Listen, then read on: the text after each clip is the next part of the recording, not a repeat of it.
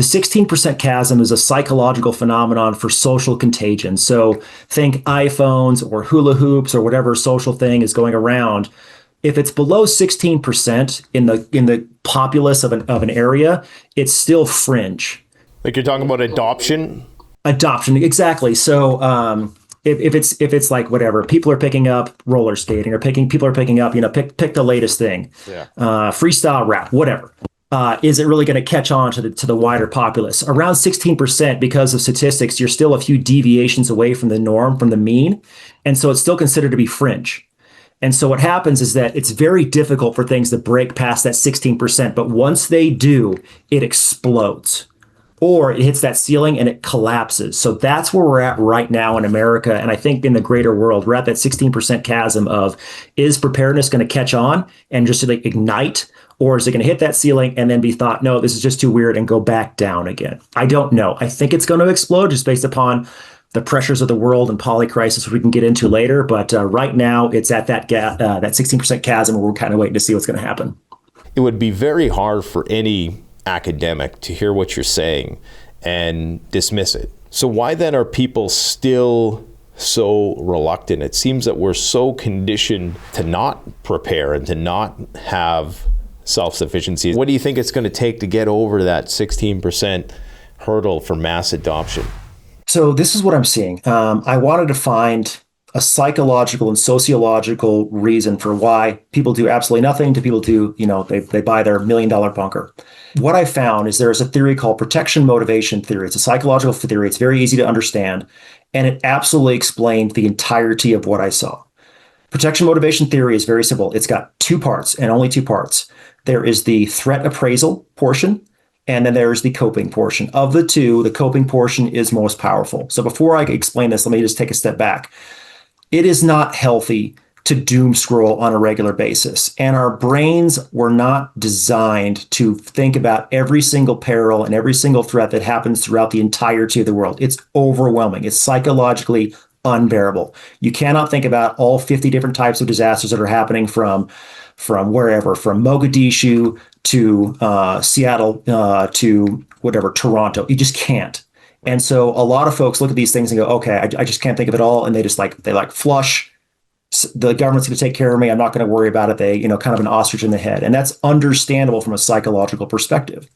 It's also understandable for people to pick one thing and like truly focus on that. So people might pick on whatever, climate change. Okay, I'm very, very concerned about climate change. We're going to have more natural disasters. We're going to have hotter weather. We're going to have more temperature extremes. And so I'm going to move to a place that has less impact of that. I'm going to move to lower Alaska, or I'm going to move to Vancouver, British Columbia, or I'm going to move to these other areas that are a bit more safe because of these climate change things. But that's the one thing they focus on, and they ignore crime. They ignore pandemics. They know these other things because they again, psychologically, they can't process every single threat that might happen to them. So protection motivation theory, very simple.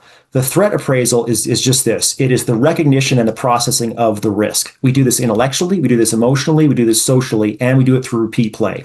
So example, it's basically the amalgamation of possibilities. It is healthy for us if we're walking through the forest and we hear a twig snap to think that that's a bear and react to that rather than think it's just, the wind and a twig fell down. Because if it's a bear and we're correct, we're going to take action to save ourselves. If it's a bear and we don't take any action because it's like, it's just a twig, well, that bear might come and chase us down and eat us. So psychologically, it's very healthy for us to process these risks and overreact just a little bit. So we have an intellectual processing. Our brains value this efficiency. We intellectually process these threats.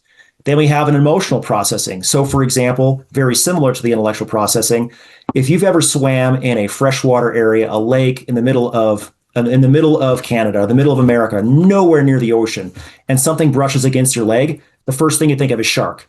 Even though there's no possible way it could be a shark, again, that emotional processing kicks into our intellect as well to go, oh my God, let me react to this shark.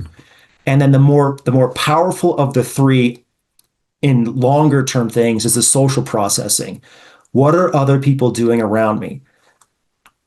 toilet paper wasn't going to save you from COVID, but everyone and their brother went out and bought toilet paper. Why? Because everyone else was buying it. There were stores that were being looted for toilet paper across the world because of this fear, because they saw their friends doing it. It was like, oh my gosh, part of it's to do with this hygiene fear we have during pandemics. We naturally just want to be a lot cleaner. And so that was part of the reason why there was an actual psychological reason for this as well, but this is the social processing, and we see these things over and over. So that's the first part: threat appraisal, recognize and process the risk. And a lot of folks kind of just stop there because they don't seize their agency of, well, I'm going to be able to do something about it. So part two to protection motivation theory is the coping appraisal. This is hands down the more powerful of the two because it's the one that's recursive. It happens over and over again. You can train it, you can make it better. So what coping appraisal does is this. It says, I'm going to personalize this risk, or risks, plural, and then I'm going to own my agency. Agency is the ability and will to take control of your life. I'm going to be responsible for me. I'm going to be responsible for my family. I'm going to be responsible for my household, my community, my neighborhood, etc. And so the way that we're raised is a part of this. The way that we were taught about agency is a part of this. Do we have an internal locus of control where we believe that we control our destiny? Do we have an outer locus of control? We believe others are in control of our destiny and think life is just what happens to us. We have our Maslow's hierarchy of needs, etc. But the great thing about preparedness, folks, is this. I have not met a resilient citizen that wasn't just like, these people were not timid and scared of like all these bad things happening. These folks were thriving in the right here and the right now. They just felt alive to me because they took these agency, they took these threats, and they just put it in its proper place. They didn't obsess about it, but they were prepared for it. And they believed in their own abilities to be able to say, I'm going to do X, Y, and Z when this bad thing happens. And it became something that, hey, I prepared for this one thing, but this other thing happened, but I was prepared for it because I prepared for this first thing. So it's like physical fitness. I went out and I was very physically fit in running, but then I had to do this other thing that wasn't running. It was whatever, bucking hay or something like that. And I could go much longer because I was just physically fit. The same kind of generalization happens in this coping appraisal in this agency where it just kind of goes and just spreads throughout all facets of your life and you thrive, not just live.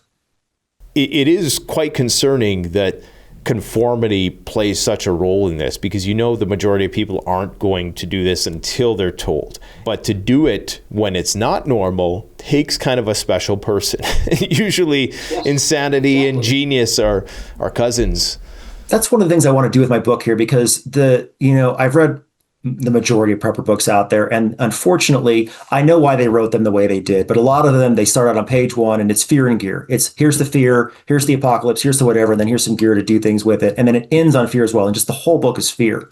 And I don't want to live that way. I don't want to. I have enough of that in my career with the military. I've seen plenty of things. I've rehearsed plenty of things. I've done exercise for plenty of things that are very apocalyptic, very negative, very bad.